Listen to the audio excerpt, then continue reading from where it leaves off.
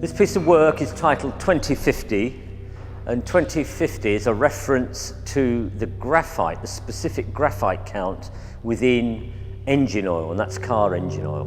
Normally it's made from a used waste oil, and this is what you can almost see here, but it's been cleaned or refined. By that I mean it's had all its flammables taken out, and it's had all its carcinogens removed. So it's basically boiled to its flash point to take out all those things, and the only reason it's black is because that burnt carbon can't be reversed. That's why we have the reflection.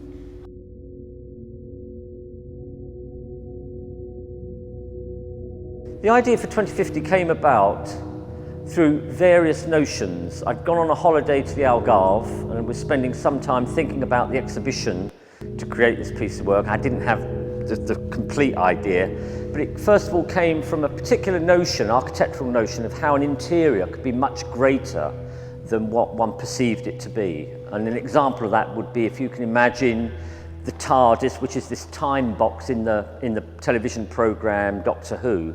They walk into the telephone box and the interior is a much greater room or space than the exterior.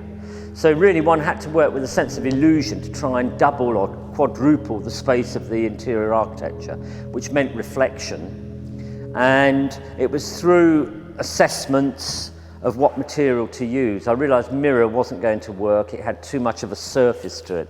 It was through trial and error that I came actually across the idea of using waste oil. It was a way of transforming the room, and it's a material that had been through its own transformation. And it's also a very interesting material because it's a hazardous waste material. Therefore, it's not really on the sculptor's vocabulary of materials. It's one of those materials slightly outside of what sculptors use. Most critics who have written about 2050 have described it as the unique site-specific piece of work. That's totally wrong. It's not site-specific. It's been made 10 times now around the world. Its ingredients remain the same, but the focus is what changes. I'm invited to spaces around the world. It's gone as far as Japan, it's gone to Australia, it's gone to America, to Los Angeles. It's even been to northern Iraq, which I see as its spiritual home. We built it in what is now a cultural centre in Suleimania, which was Saddam Hussein's Red Jail. It's where he kept all the political prisoners for torturing. And we took over one of the rooms there and we built the piece of work.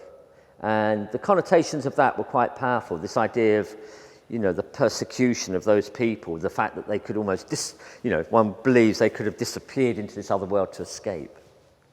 If I feel that the piece of work will work properly in that space, by properly I mean that we will get this dramatic reflection, this transformation of the space, then I agree to do it. It's not fixed to the room in any way. It follows the topology of the room in terms of the way it positions the tank around the walls within the room.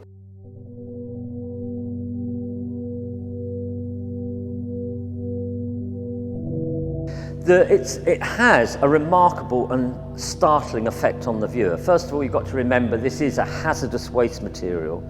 It's a material that's caused wars to be fought. And what happens here is people come in and start talking about the notions of beauty in the piece of work. It's very, very calming and very, very serene. And people are in awe of it until they start to come up into the corridor.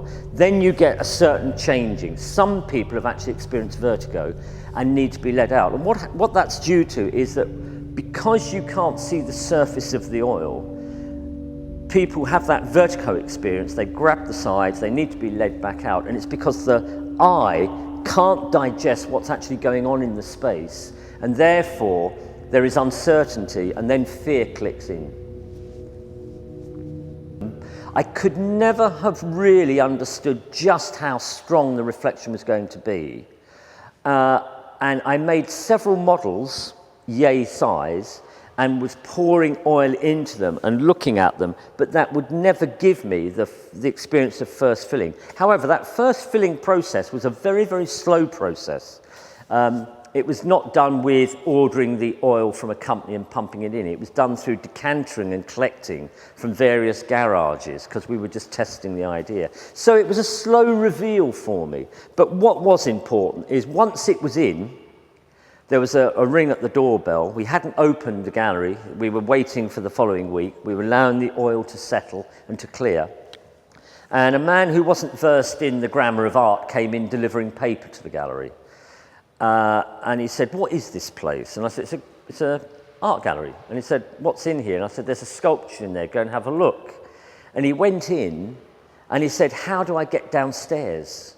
And at that point, I was euphoric. I thought, my God, it's a fantastic piece of work. It's working. And I just put my finger in and went like that. And he ran out the building. He was shocked. He couldn't believe that something that he looked at had confused and confounded his expectation.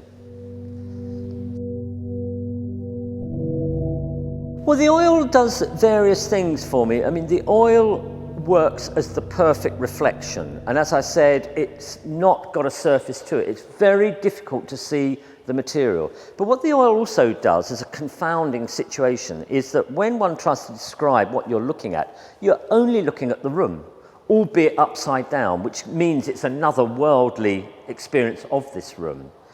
I think it's also just a very, very interesting material for a sculptor to be playing with, that one is actually just dealing with a liquid as opposed to a solid. And it's very difficult to know whether one is constructing something when you're dealing with a liquid. Of course, the tank is a construction, but then all you're doing is pouring this stuff in, capturing the whole space, exposing the audience to an extreme, perfect horizontal. That's another experience that I think is an engaging one for people. It's that moment of wading out to sea. In this situation, that confounding of the audience is heightened by the fact that the walkway comes up slightly. So in the same way as you push out to water in the sea and down, in this situation, as you walk up the corridor, you're slightly pushing against the air, and so the piece comes in on you. It's all encroaching, and suddenly you become the object, isolated out in the space, surrounded by this extraordinary world.